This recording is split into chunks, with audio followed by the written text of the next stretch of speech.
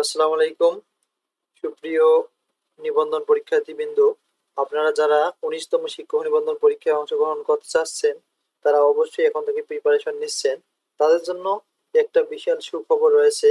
একটি না, অনেক কয়েকটি সুখবর রয়েছে, যেগুলো আজ আমি আপনাদের কাছে শেয়ার করব। এবং তা আপনাদের সিলেবাস কেমন হবে, কোন সিলেবাসে পড়তে হবে, কোন কোন সাবজেক্ট থেকে কত মার্কস হতে পারে, এ ধরনের কিছু তথ্য।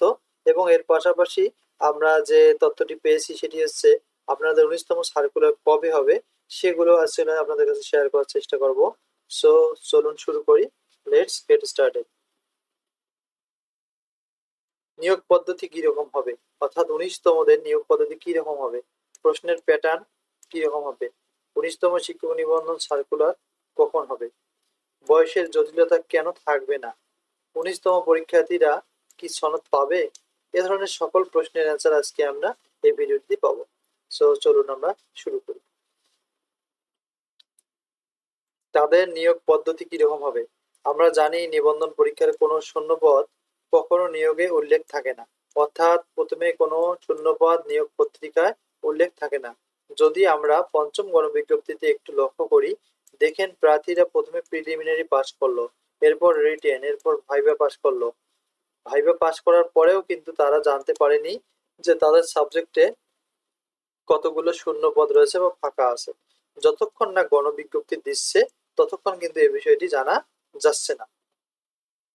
অনুরূপ 18তম নিবন্ধনও ঠিক তেমনই হচ্ছে, কারণ প্রিলি রেজাল্ট হওয়ার পরেও কেউ সঠিকভাবে জানতে পারেনি তার সাবজেক্টে কতগুলো শূন্য পদ আছে। ১৯তমতে কেমন হবে, ১৯তম নিবন্ধন থেকে এ সকল তথ্য সার্কুলারে দেয়া থাকবে।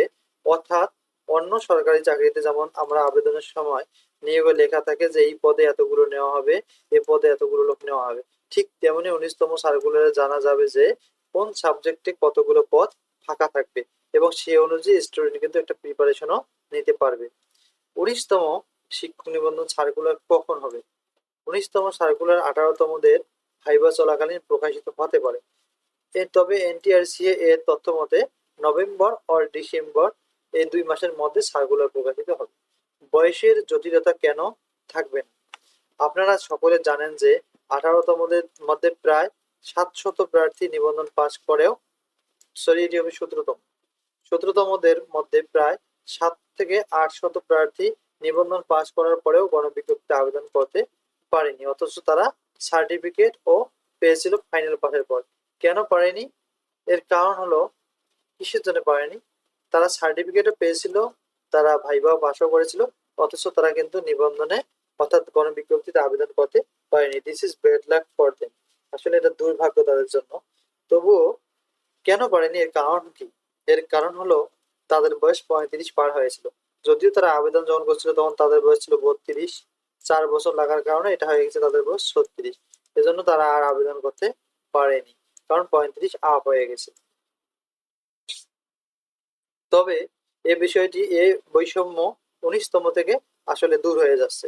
তবে ১৯তমতে সার্কুলারে যাদের বয়স ৩৫ বছর একদিন, ৩৫ বছরের একদিনও কম আছে, তারা সকলে আবেদন করতে পারবে।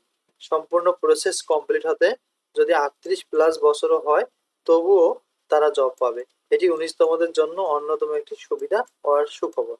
তাহলে আমরা এখানে বুঝতে পারলাম, ধরেন আপনার বয়স ১৯তম সার্কুলার আজকে ছাড়লো, কাল থেকে আবেদন শুরু, আপনার বয়স ৩৪ বছর ৭ মাস বা ৬ মাস এরকম। এরপরেও আপনি আর কনফিউজ থাকবেন না, আপনি আবেদন নিশ্চিন্তে করতে পারবেন, কারণ আপনার বয়স এখনো ৩৫ হয়নি। অর্থাৎ ৩৫ বছরের একদিন আগত আপনি আবেদন করলেও আপনার পরবর্তীকালে ওটি গ্রহণযোগ্য হবে। এই ১৭তমদের মতো অথবা পঞ্চম গণবিজ্ঞপ্তির মতো আপনাদের সমস্যা হবে না। তাই অবশ্যই আবেদন করবেন। ৩৪ বছর বা ৩৫ বছরের ১ মাস কম হলেও আপনারা ১৯তমতে আবেদন করতে পারবেন। এরপরে প্রশ্নের প্যাটার্ন কি রকম হবে, এই যে ১৯তম যে সার্কুলার হবে, ১৯তমদের জন্য নতুন প্রশ্ন প্যাটার্ন সেটা কেমন হবে, সেটি বাংলা থাকবে ২৫ মার্ক, ইংরেজিতে থাকবে ২৫ মার্ক, গণিতে থাকবে ২৫ মার্ক, আর ঐচ্ছিক সাবজেক্ট থাকবে ২৫। টোটাল হচ্ছে ১০০ মার্ক। ঐচ্ছিক বলতে যার যেটা সাবজেক্ট সে সাবজেক্ট অনুযায়ী আমরা এটি তথ্য পাইছি।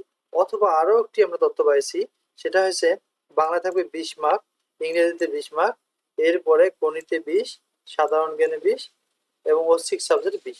তার মানে এইভাবে আমরা এইরকম দুটি তথ্য এনটিআরসি ঊর্ধ্বতন কর্মকর্তা কর্তৃক আমরা কিন্তু পেয়েছি। যদিও আপনাদের এগুলো ফলো না হয়, আপনাদের যেটাই হোক আর না হোক, আপনার কিন্তু ঐচ্ছিক সাবজেক্টে অবশ্যই মার্ক থাকবে। তাই যার যে সাবজেক্ট আছে তাই সে সাবজেক্টে অবশ্যই ব্রিফ কোশ্চেন গুলো এখন থেকে পড়া শুরু করুন, যাতে পরীক্ষা আসার আগে আগে আপনারা সবগুলো কমপ্লিট করতে পারেন। এনটিআরসিএ এই বিষয়টি মৌখিকভাবে বলেছে, তাই সিলেবাস পরিবর্তন হতেও পারে। তবে এটি পরিষ্কার যে সাবজেক্ট ভিত্তিক অথবা ঐচ্ছিক বিষয়টি এই প্রিলিমিনারিতে থাকবে, এটি নিশ্চিত থাকেন, কারণ এটি আর পরিবর্তন হওয়ার কোনো ইয়ে নেই। 19তম পরীক্ষার্থীরা কি সনদ পাবে? 19তম থেকে আর সনদ থাকছে না নিবন্ধন পরীক্ষার মধ্যে। আর সনদ না থাকায় ভালো হবে, কারণ সনদের কারণে এটা একটা ঝামেলা হচ্ছে। অন্য কিন্তু কোনো সরকারি চাকরির ক্ষেত্রে কিন্তু কোনো সনদ লাগে না, তারা প্রিলি রিটেন অথবা প্রিলি ভাইভা পাস করার পরে নিশ্চিন্তে তারা জবে যোগদান করে। আর এখানে সনদ লাগে, এটা লাগে, ওটা লাগে, মেলা ঝামেলা হয় আর কি। আসলে এগুলো না থাকাটাই বেটার।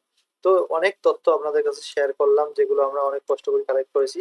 যদি ভালো লাগে প্লিজ সাবস্ক্রাইব করবেন এবং শেয়ার করবেন আপনাদের দেখার জন্য।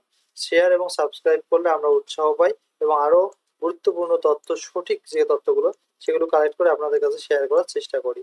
প্লিজ আমাদের উৎসাহ দানে অবশ্যই সাবস্ক্রাইব করবেন এবং ভিডিওটি শেয়ার করবেন। Thank you for watching.